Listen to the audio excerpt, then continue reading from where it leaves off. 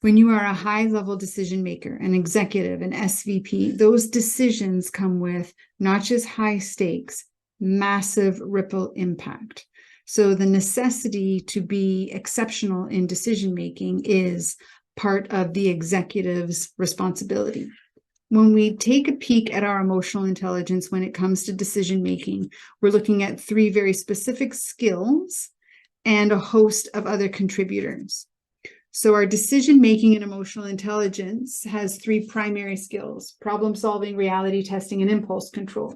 Basically, we're asking ourselves the questions, how creative are we in our problem solving? Or do we tend to stick within a lane and a certain methodology when we make our decisions? Reality testing is all about how objective are we in seeing things as they really are, meaning can we reserve our subjective opinion? Not that we won't include it. Can we reserve it and ensure that it's not clouding or polluting what's really going on? And third is impulse control.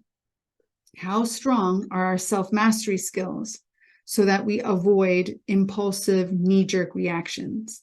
Now, when we look at that in the broad scope of decision-making, we can tell immediately that these 3 components are incredibly important to high-stakes decision-making.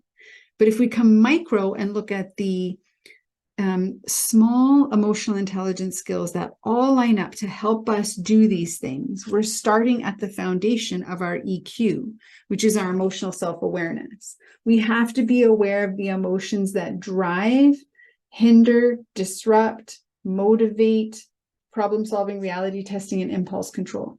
We have to recognize what our state of flexibility is.